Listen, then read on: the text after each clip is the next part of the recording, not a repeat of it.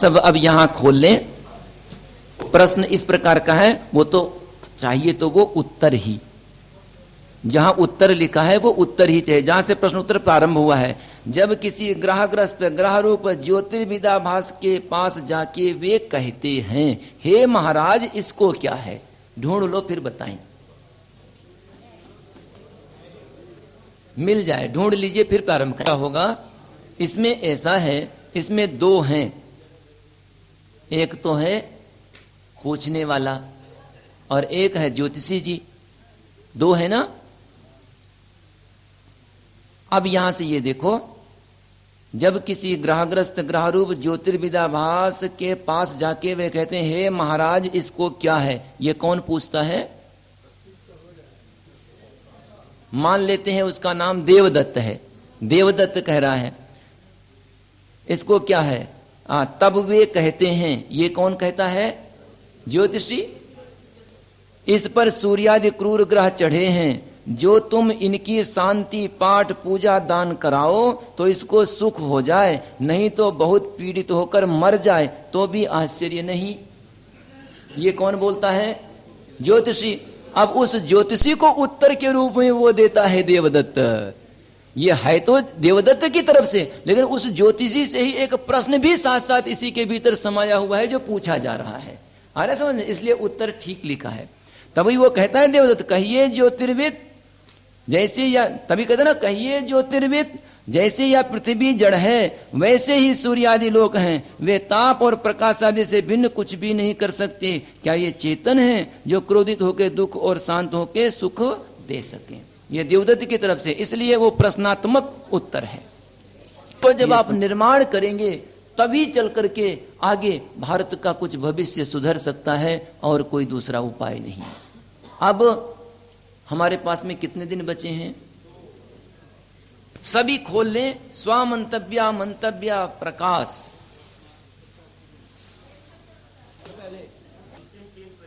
इतना समझ लो आर्यों कि इस स्वामंतव्या मंतव्य प्रकाश को कम से कम कुछ नहीं तो 150-200 बार से ज्यादा ही पढ़ा होऊंगा मैं। एक दो बार नहीं, 150-200 बार से भी ज्यादा, इतना महत्वपूर्ण है ये। और मैं कहता हूं जितनी बार पढ़ा जाए उतना ही कम है ये। यही मंतव्य प्रकाश संपूर्ण सत्यार्थ प्रकाश का निचोड़ है, और ऋषिवर की बड़ी प्रबल भावना यहां पर है। इसलिए दो समोल्लास होने के उपरांत में और समोल्लास का आप स्वाध्याय करेंगे, हम सब स्वमंतव्य मंतव्य प्रकाश का गंभीरता से अवलोकन करें। तो क्या हुआ, लेकिन फिर भी सिद्धांत आज हमारा सर्वोपरि है, और आप उसके उपरांत में यह भी कह सकते हैं कि हम रिसीवर के इन सिद्धांतों को लेकर के अपने वैदिक धर्म की कीर्ति पताका पुनः फहराएंगे। ये से उत्कृष्ट उत्तम कोटि के सिद्धांत स्वामंतव्य मंतव्य प्रकाश में हैं कि हम जैसा आचार्य भी कम से कम 150-200 बार से ऊपर पढ़ चुका होगा इसको, और फिर भी मैं ये नहीं कह सकता कि पूर्ण रूपेण, मैं सुनाता हूं कि पूर्ण रूपेण हम इसमें पूर्ण पारंगत होंगे, लेकिन इतना अवश्य कह सकता हूं कि आचार्यों की कृपा और अपने गुरुओं के चरणों में बैठ करके जो विद्या ग्रहण की है उससे हम इसका व्याख्यान कर सकते हैं, हम समझा सकते हैं कि देखो हम ग्रहण करें, आप ग्रहण करें, और उसके बाद में प्रचार प्रसार करें, धूम मचा दें कि ऋषियों के सिद्धांत ये हैं, यही भारत की संस्कृति का आधार स्तंभ है, यही मापदंड है, और बिना इसके हमारा उत्थान या हमारा उद्धार कदापि नहीं हो सकता। इसलिए ये ऐसे उत्कृष्ट कोटि के सिद्धांत हैं, हम सब गंभीरता से इन सिद्धांतों को समझेंगे और घर पर भी जाकर के बार बार इसको पढ़ेंगे। तो हम सब प्रारंभ करा देता हूं, चाहे 2 पंक्ति ही हो सके। ऋषिवर लिखते हैं सर्वतंत्र सिद्धांत, पहला ही है सर्वतंत्र सिद्धांत। ऋषिवर कहते हैं सर्वतंत्र सिद्धांत का क्या अर्थ। अब एक एक शब्द पर ध्यान रखना है। स्वामंतव्य मंतव्य प्रकाश के जो शिविरार्थी हैं हमारे और जो माताएं हैं, अब ध्यान से देखती चलेंगी। ये वो सिद्धांत हैं कि जिन पर हमें हमारा ये आर्य समाज टिका है और जिन पर भारत का भविष्य निर्भर है। सर्वतंत्र सिद्धांत क्या? ऋषिवर कहते हैं अर्थात साम्राज्य, सार्वजनिक धर्म, साम्राज्य तात्पर्य सभी राज्यों में होने वाला सार्वजनिक, सभी लोगों के लिए ये धर्म है। कहते हैं क्या है ये?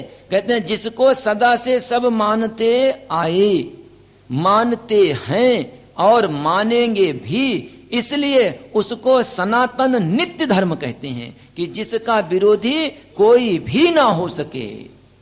देख लीजिए कि आर्य या वैदिक धर्म के लिए किस प्रकार के ऋषिवर की व्याख्या है। ये सर्वतंत्र सिद्धांत है, अर्थात सब जगह, सभी कालों में, सभी परिस्थितियों में माना जाने के योग्य है।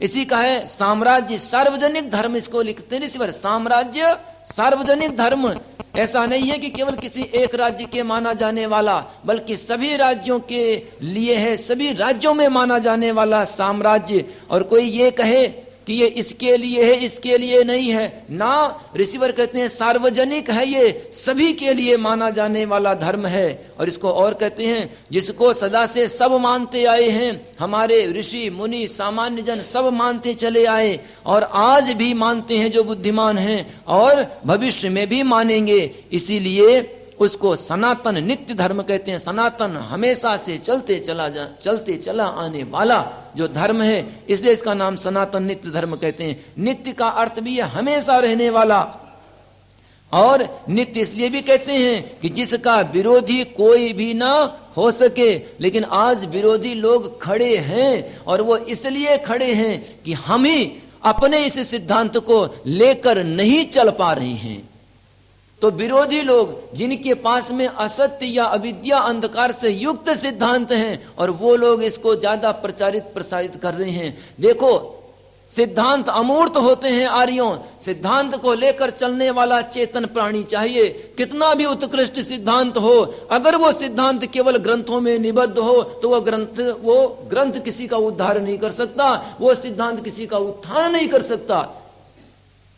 अगर उन सिद्धांतों को चेतन प्राणी, और चेतन प्राणियों में मनुष्य ही है जो ग्रहण करने में सक्षम है, ये मनुष्य जब उसे ग्रहण करके उसको क्रियान्वित कर देता है, तब ही उससे समाज का उत्थान या राष्ट्र का उद्धार होता है। तो समझ में आ गया होगा कि ये सिद्धांत तो हैं, हम सिद्धांत को समझें और सिद्धांत को क्या करें, धारण करें, और धारण करने के उपरांत में दूसरों को भी धारण करवाएं, यही है। इसलिए कहते हैं कि जिसका विरोधी कोई भी ना हो सके। लेकिन एक बात और भी है, जिसका विरोधी कोई ना हो सके अगर शास्त्रार्थ हो जाए तो क्या हुआ, ये अजेय खड़ा रहेंगे। ये सिद्धांत जो सत्यार्थ प्रकाश का शास्त्रार्थ हो जाए तो अजेय खड़ा रहेगा, कोई इसको परास्त नहीं कर सकता, कोई इसका इस प्रकार का विरोधी नहीं बन सकता, उनको मानना ही पड़ेगा। और इसका उदाहरण ऋषिवर दयानंद ने अपने काल में अनेकों शास्त्रार्थ किए, बहुत उपदेश दिए, और ऋषिवर के अपने जीवित रहते। और दयानंद सरस्वती के बाद में भी आर्य समाज के विद्वानों ने भी शास्त्रार्थ किए, लेकिन ये अजेय ही रहे, ये हारे नहीं हैं। लोगों ने छल कपट करके भले ही प्रचार कर दिया हो कि ये पराजित हो गए, लेकिन सत्य सत्य के रूप में देखा जाए तो ये अजेय ही रहे हैं, ये हारे नहीं हैं। इसलिए इनका विरोधी अगर व्यक्ति छल कपट से रहित हो, सत्य को ग्रहण करने वाला हो, तो इसका विरोधी कोई भी नहीं हो सकता। ये है इसका सिद्धांत, जिसका विरोधी कोई भी ना हो सके। आगे कहते हैं यदि अविद्यायुक्त जन अथवा किसी मत वाले के भ्रमाए हुए जन जिसको अन्यथा जाने वा माने, उसका स्वीकार कोई भी बुद्धिमान मनुष्य नहीं करते। अर्थात कोई अविद्यायुक्त नहीं पढ़ा लिखा है तो उसकी बात को कैसे लोग स्वीकार कर लेंगे बुद्धिमान मनुष्य। अथवा किसी मत मतांतर के भ्रमाए हुए लोग हैं, और ये मत मतांतर के लोग इस प्रकार से भरमा देते हैं कि वो सत्य को ग्रहण ही नहीं कर पाते। वो क्या करते हैं, जन जिसको अन्यथा जाने वह माने, उसका स्वीकार कोई भी बुद्धिमान मनुष्य नहीं करते। कहते हैं किंतु जिसको आप्त, अब ऋषिवर लिखते हैं कि आप्त कौन, यहां पर काफी विस्तृत व्याख्या हो जाएगी आप्त की।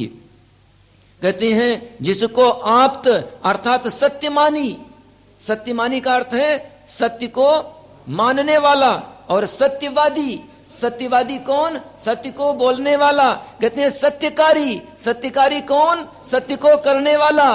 देखो कितनी उत्कृष्ट उस काल में भी हिंदी लिखी है, आर्य भाषा लिखी है ऋषिवर ने, कितने भावों को भर दिया है इसमें। ऋषिवर कहते हैं सत्यमानी, सत्यवादी, सत्यकारी, सत्य को मानने वाला, सत्य को कहने वाला, सत्य को करने वाला। कहते हैं और कहते हैं परोपकारक, सभी का उपकार करने वाला। और क्या उपकार? किसी पर पक्षपात करता है? उपकार तो तब भी करे, कहते हैं परोपकारक तो है लेकिन पक्षपात रहित है, पक्षपात रहित विद्वान मानते हैं। कहते हैं जो सत्यमानी हो, सत्यवादी हो, सत्यकारी हो, परोपकारक, पक्षपात रहित विद्वान जिस सिद्धांत को मानते हैं वो सिद्धांत मानने के योग्य है। आगे ऋषिवर उसी को लिखते हैं, वही सबको मंतव्य, अर्थात जो ऐसे विद्वान जिसको मानते हैं वही मानने के योग्य है, और जिसको वो विद्वान नहीं मानते वह अमंतव्य होने से प्रमाण के योग्य नहीं होता। ऋषिवर ने यह बता दिया कि भाई इस लोक में भी देख लो आर्यों, इसी पर हम रोक देंगे। आर्यों एक देखो, ऋषिवर ने यह लिखा है कि सामान्य मनुष्य तो इतने बुद्धिमान नहीं हो सकते, वो कैसे आचरण करते हैं, वो कैसे किसको सत्य माने। कहते हैं कि जब वो जान लेते हैं कि ये जो है सत्यमानी है, सत्यवादी है, सत्यकारी है, परोपकारक है, पक्षपात रहित है, ये विद्वान जिस सिद्धांत को मानता है उसी सिद्धांत को मुझे भी मानना चाहिए। इसलिए जब आर्य, जब ऋषिवर ने अंतिम समय में भी ऋषि ने आर्यों के हित की आकांक्षा की, मृत्यु के समय में भी, किसी अन्य समय कभी उस पर विस्तृत रूप से चर्चा करूंगा कि ऋषिवर की कितनी भावना थी कि आर्य लोगों की उन्नति हो। तो अब है क्या, ये जो अपने आर्य के सिद्धांत हैं इनको जब हम ग्रहण करेंगे और जैसा ऋषिवर ने लिखा है, जैसा वैदिक सिद्धांत है, इसको हम मानेंगे, अपने आचरण में लाएंगे, तब दूसरे भी आपको देख करके आपका अनुकरण करेंगे, वे भी आर्य बनेंगे। वे कहेंगे ये आर्य हैं, ये भी सत्यकारी हैं, ये भी सत्यवादी हैं, ये भी सत्यमानी हैं, ये भी परोपकारक हैं, ये भी पक्षपात रहित हैं, ये सुखी हैं, इसलिए हम भी इनके सिद्धांतों को माने और हम भी सत्यमानी, सत्यवादी, सत्यकारी, परोपकारक, पक्षपात रहित बने। इसलिए आर्यों, ऋषियों के सिद्धांतों को हम अपने जीवन में धारण करें। हम धारण करते हैं, हमारे आचरण को देख करके दूसरे लोग आर्य बनते चले जाएंगे। सिद्धांतों को समझ करके विद्वान तो बन जाते हैं आर्य, कुछ और ऐसे प्रबुद्ध जो बुद्धिमान होते हैं वो भी बन जाते हैं, लेकिन सामान्य जन तो दूसरों के आचरण को देख करके बनते हैं। ये भी एक उत्कृष्ट परंपरा है। इसलिए आर्यों, अब वो समय लाओ, इसलिए आर्याओं अब वो पुनः काल लाओ कि हमारे आचरण विशुद्ध ऋषियों के सिद्धांत वाले हों, हमारे आचरण को, हमारे व्यवहार को देख करके भी लोग आर्य बन सकें कि हाँ ये ऐसे श्रेष्ठ आर्य हैं, मैं भी इनके जैसा बनूंगा। और जो ऐसे आर्य कहते हैं वो मानने के योग्य होता है, विश्वास करने के योग्य होता है, हम इन पर विश्वास भी करेंगे। पुरानी पीढ़ी के आर्यों के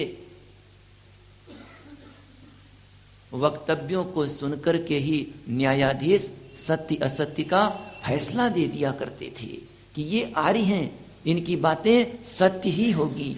पुनः वो समय आना चाहिए कि जब हमारे सिद्धांत हमारे आचरण में उतरें और लोग कह सकें कि हाँ ये आर्य हैं, सिद्धांत इनके मूर्त रूप हो चुके हैं। वो दिन हमारे लिए स्वर्णिम होगा और बिना इसके आए हुए हमारे उद्धार का अन्य कोई मार्ग नहीं है। तब हम जो कहेंगे वो दूसरे लोग स्वीकार करेंगे, हमारे आचरण और व्यवहार को देख करके, सत्यता का आकलन करके वो करेंगे, तब हम उन्नति को प्राप्त होंगे और भारत में भी आर्य धर्म, वैदिक धर्म की धुंध भी बज सकेगी। अब यहीं विराम करते हुए कल का विषय ऋषिवर दयानंद ये स्वीकार करेंगे कि मैं जिस सिद्धांत को मानता हूं ये सिद्धांत कैसे हैं, ये सिद्धांत कहां से हैं, ये सिद्धांत कब से हैं, ये सिद्धांत किस किस के हैं। ऋषि दयानंद कल बताएंगे। कल इस पर हम सब विचार विमर्श व्याख्यान रखेंगे। ओम विश्वानि देव सवितर्दुरितानि परासुव यद्भद्रं तन्न आसुव। ओम शांति शांति शांति। सत्यार्थ प्रकाश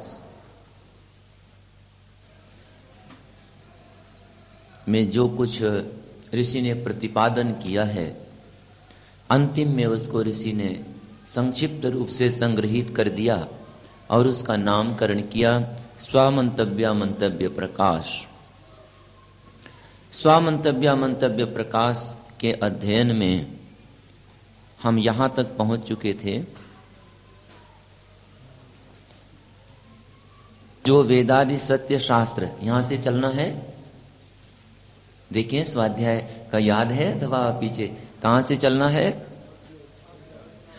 वेदादि सत्य शास्त्र यहां से प्रारंभ होगा। जो वेदादि सत्य शास्त्र और ब्रह्मा से लेकर जैमिनी मुनि पर्यंतों के माने हुए ईश्वरादि पदार्थ हैं जिनको कि मैं भी मानता हूं। वेदादि सत्य शास्त्र प्रारंभ में ज्ञान का आधार क्या बना है? चारों वेद, यह याद रखना है। इसलिए ऋषिवर ने लिखा वेदादि सत्य शास्त्र, ज्ञान का आधार बना है चारों वेद। उसके बाद में ही आगे ब्रह्मा आदि ऋषियों ने ज्ञान को ग्रहण किया। तो वेदादि सत्य शास्त्र और ब्रह्मा से लेकर जैमिनी मुनि पर्यंतों के माने हुए, जैमिनी मुनि पर्यंत जो ऋषिगण हुए, मुनिगण हुए, इनके माने हुए ईश्वरादि पदार्थ हैं, जो ईश्वर जीव आदि ये जो पदार्थ हैं जिनको कि मैं भी मानता हूं। अर्थात वेदादि से लेकर के और वेदादि सत्य शास्त्र जिनको मानते हैं और ब्रह्मा से लेकर के जैमिनी मुनि पर्यंत ऋषि मुनि मानते हैं। ऋषि दयानंद कहते हैं इसको मैं भी मानता हूं और सब सज्जन महाशयों के सामने प्रकाशित करता हूं। ऋषि कहते हैं कि मैं अपना मंतव्य उसी को जानता हूं कि जो तीन काल में सबको एक सा मानने के योग्य है, अर्थात भूतकाल में, भविष्य और वर्तमान, अर्थात भूत वर्तमान और भविष्य तीनों कालों में ये एक सा मानने के योग्य है। ऐसा नहीं है कि इस समय तो मानने के योग्य है लेकिन भविष्य काल में नहीं होगा, बल्कि भविष्य काल में भी मानने के योग्य है। इसलिए ये सिद्धांत कभी पुराने नहीं होते, ये सिद्धांत सभी कालों में माने जाने के योग्य हैं। ऋषि कहते हैं मेरा कोई नवीन कल्पना व मत मतांतर चलाने का लेश मात्र भी अभिप्राय नहीं। ऋषि कहते हैं कि नवीन कल्पना अर्थात नवीन अपना विचार, जिसे नए नए मत मतांतर चलते हैं। इसलिए ऋषि ने पहले लिखा मेरा कोई नवीन कल्पना व मत मतांतर चलाने का लेश मात्र भी अर्थात किंचित भी अभिप्राय नहीं है, किंतु जो सत्य है उसको मानना मनवाना और जो असत्य है उसको छोड़ना और छुड़वाना मुझको अभीष्ट है। तो आर्यों शिविरार्थियों ये तो समझ में आ गया होगा। ऋषि दयानंद जैसे ब्रह्मचारी, ऋषि दयानंद जैसे सन्यासी कहते हैं कि उसको मानना और मनवाना किसको अभीष्ट है? ऋषि को। जब ऋषि को मानना मनवाना अभीष्ट है तो हम उनके अनुयायी होकर के ये कैसे छोड़ दें कि मैं तो मान लूं और दूसरे को ना मनवाऊं। बहुत सारे लोग कहा करते हैं कि क्या पड़ी है, मैंने अपना ग्रहण कर लिया, मैं अपने घर में सुखी हूं, किसी को क्यों जाऊं करवाने के लिए। लेकिन ऋषि दयानंद को जब ये अभीष्ट है कि अपना स्वयं मानना और दूसरे को मनवाना। इसके साथ एक और है, ये तो सत्य के लिए है, और जो असत्य है उसके लिए कहते हैं स्वयं छोड़ना और दूसरे से छुड़वाना। अगर हम एक मानते रहे कि हम तो मान लें सत्य को और हम तो छोड़ दें असत्य को, लेकिन दूसरों को हम सत्य ना मनवाएं और दूसरों से असत्य ना छुड़वाएं, तब भी चल नहीं सकता कार्य। हम में से यही भूल हुई मध्यकाल में। मध्यकाल किसका? आर्यों का मध्यकाल। हम में से यही भूल हुई, शास्त्रार्थ की परंपराएं लुप्त हो गई, फिर अविद्या से ग्रस्त लोग मत मतांतरों में बंधे हुए स्वार्थी लोगों ने इन सिद्धांतों पर भी आक्षेप करना प्रारंभ कर दिया, क्योंकि हमने सोच लिया कि हम मान लें, हम असत्य को छोड़ दें, हमने आगे वाला प्रयास करना ही धीमा कर दिया। लेकिन जब ऋषि दयानंद को अभीष्ट है कि सत्य को मानना और मनवाना, असत्य को छोड़ना और छुड़वाना, तो आर्यों हम बच नहीं सकते। अगर ऋषि दयानंद को अभीष्ट है तो हम लोगों के लिए तो एक आज्ञा हो गई ऋषि की। हम लोगों को तो अत्यंत अभीष्ट है सत्य को ग्रहण करना और ग्रहण करवाना, और असत्य को छोड़ना और छुड़वाना। ऋषि कहते हैं कि यदि मैं पक्षपात करता तो आर्यावर्त में प्रचलित मतों में से किसी एक मत का आग्रही होता, किंतु जो जो आर्यावर्त व अन्य देशों में अधर्म युक्त चाल चलन है उसका स्वीकार, और जो धर्म युक्त बातें हैं उनका त्याग नहीं करता, ना करना चाहता हूं, क्योंकि ऐसा करना मनुष्य धर्म से वही है। आर्यगण ऋषिवर दयानंद ने यहां एक ऐसे सिद्धांत का प्रतिपादन या कहें ऐसी अपनी आकांक्षा को प्रकट किया है जिनकी तरफ हमारा ध्यान कम जाता है, क्योंकि शिविर भी लगा हुआ है वरिष्ठ आर्य प्रशिक्षण का, इसलिए उस रहस्य को भी मैं बता देता हूं। ऋषि दयानंद ये कहते हैं कि यदि मैं पक्षपात करता तो आर्यावर्त में प्रचलित मतों में से किसी एक मत का आग्रही होता। वैष्णव, शैव, शाक्त, तांत्रिक, किसी न किसी एक में से आग्रही होता। आगे जो पंक्ति लिखी है ऋषि दयानंद ने, जो आर्य समाज की उन्नति का स्वप्न देखते हैं, जो भारत को विश्व गुरु बनाने का स्वप्न देखते हैं, जो भारत को पुनः अपनी प्राचीन गरिमा पर आरूढ़ देखना चाहते हैं, उनके लिए एक आदर्श वाक्य है आगे की पंक्ति। ऋषि कहते हैं, किंतु जो जो आर्यावर्त व अन्य देशों में अधर्म युक्त चाल चलन है उसका स्वीकार,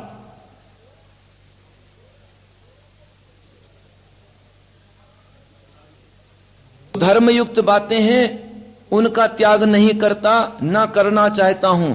इसका अर्थ है कि आर्यावर्त में या आर्यावर्त से बाहर, उदाहरण स्वरूप आर्यावर्त में अर्थात भारत, आर्यावर्त से बाहर अर्थात मक्का मदीना अथवा इंग्लैंड। अब ध्यान से समझते हैं ना, क्योंकि इस सिद्धांत को बता देना जरूरी है।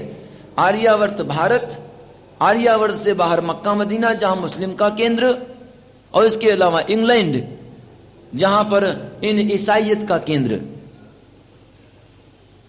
यूरोप कह लो। ऋषि दयानंद कहते हैं कि आर्यावर्त अर्थात भारत या अन्य देशों में अधर्मयुक्त जो चाल चलन है, अर्थात जो वहां पर मानवता के विरुद्ध बातें हैं या वेद के विरुद्ध बातें हैं, वेद के विरुद्ध बातें वही अधर्म कहलाएगा। जो वेद के विरुद्ध बातें हैं उनको मैं स्वीकार नहीं करता। अगर मैं स्वीकार करता तो मैं भी पक्षपाती होता, और मैं भी पक्षपाती होता तो अपने देश में प्रचलित किसी न किसी एक मतों का मैं भी अनुयायी होता। ऋषि कहते हैं मैं क्या करता हूं, मैं जो है जो वहां पर अधर्म युक्त बातें हैं उनको मैं स्वीकार नहीं करता, और जो भारत में या भारत से बाहर मक्का मदीना या यूरोप आदि देशों में जो मत मतांतर ये हैं और वहां पर जो धर्म युक्त बातें हैं उनका मैं त्याग भी नहीं करता। अर्थात जो वहां अधर्म युक्त हैं, चाहे वो भारत में प्रचलित मतों में हो, चाहे वो मक्का मदीना में प्रचलित मतों में हो, चाहे वो यूरोप में प्रचलित मतों में हो, जो वहां अधर्म है उसको स्वीकार नहीं करता और जो वहां धर्म है उसको मैं त्याग भी नहीं करता। अर्थात जो जो वहां पर भी धर्म युक्त बातें हैं उसको मैं ग्रहण करता हूं और जो अधर्म युक्त बातें हैं उसको मैं त्याग करता हूं। अब समझ में आ गया। ऋषि दयानंद आर्यों ये चाहते हैं कि ये आर्य समाज के सिद्धांत केवल भारत के लिए ही नहीं है बल्कि संपूर्ण संसार के लिए है। लिखने की भावना ऋषि की यहां पर है कि हम पूरे संसार में वैदिक धर्म को फैलाएं और पूरे संसार में यह करें कि जो जो की मत मतांतर है भिन्न भिन्न देशों में, वहां पर भी जो धर्मयुक्त बातें हैं उसका हम ग्रहण करते हैं और जो अधर्म युक्त बातें हैं उसका हम त्याग करते हैं। आर्यों, ऋषिवर की ये जो भावना है, ये भावना हमें विवश करती है कि हम अपने भारत को ही नहीं आर्यावर्त बनाएं बल्कि इस संसार को भी हम आर्यावर्त बना दें। यही ऋषिवर की यहां भावना है कि जो कुछ अच्छाइयां अनेक मत मतांतरों में है उसको भी मैं ग्रहण करता हूं। और एक कहीं भ्रम में ना रह जाएं आप लोग, वो भी बता दूं, जो कुछ अनेक मत मतांतरों में अच्छाइयां हैं वो सब कुछ वेद में हैं। इसलिए वेद का मत पूरे संसार के लिए है, केवल भारत मात्र के लिए ही नहीं। ऋषिवर कहते हैं कि अगर जो धर्मयुक्त बातें किसी अन्य मतस्थ आदेशीय में हो, अगर मैं उसको त्याग करता तो ये मनुष्यता नहीं है। जो धर्मयुक्त बातें हैं उसको वहां से भी मैं ग्रहण करता हूं और जो अधर्मयुक्त बातें हैं उसको मैं स्वीकार नहीं करता। अगर उसको स्वीकार कर लूंगा तो ये भी मनुष्यता नहीं होगी। इसका तात्पर्य जो लोग कहते हैं कि आर्य समाज के विद्वान, आर्य समाज के लोग कहते हैं कि मेरा सबसे श्रेष्ठ है और सबका, एक सुर से बोलो, और सबका खराब। जो मेरा है वो सर्वश्रेष्ठ और अन्यों का अच्छा नहीं। आर्य समाज के लोग, आर्य समाज के विद्वान एक स्वर से कहते हैं। तो जानते हो क्यों कहते हैं? और ये सत्य है, कोई झूठा भी नहीं है और कहने में हमें स्वाभिमान होना चाहिए। कोई ये भी नहीं है कि हम इसे धीमे स्वर से कहें। अवश्य संसार में जो कहीं पर भी अच्छाई है, संसार में कहीं पर भी जो धर्म है वो हमारे वेद में उपलब्ध है और जो अधर्म है वो उनके अपने घर का है। इसलिए उस अधर्म को हम स्वीकार करते हैं और जो धर्म युक्त बातें हैं उसको हम स्वीकार करते हैं और वो हमारे यहाँ वेद में है ही। इसलिए सर्वोपरि वेदोक्त मत ही होता है। अब तो समझ में आ गया। अब अगर वो प्रश्न करते हैं तो इसका यही उत्तर है। अपने भारत के लोगों के लिए यही उत्तर है और इन पाश्चात्य देशों के लिए भी वही उत्तर है, इस मुस्लिम देशों के लिए भी यही उत्तर है। और ईश्वर की भावना यही है कि आर्यावर्त में ही नहीं संपूर्ण संसार में ये वैदिक सिद्धांत पुनः फैले, पुनः लोग वेद मत को स्वीकार करें और जो अपने उनके मतस्थ, देशीय मतस्थ हैं जिनमें अधर्म युक्त बातें भी हैं उनको छोड़ दें, विष संपृक्त अन्नवत छोड़ दें। आगे ऋषिवर लिखते हैं, मनुष्य उसी को कहना कि मननशील होकर स्वात्मवत अन्यों के सुख दुख और हानि लाभ को समझे। मनुष्य उसी को कहना कि मननशील होकर, मनुष्य कहते ही है मत्वा कर्माणि सिद्ध्यन्ति, जो विचार करके कर्म को संपन्न करे उसका नाम मनुष्य है। और इसी को ऋषिवर कहते हैं मननशील होकर। स्वात्मवत का अर्थ है जैसा मुझे अच्छा लगता है वैसा ही मैं दूसरों के साथ भी व्यवहार करूं।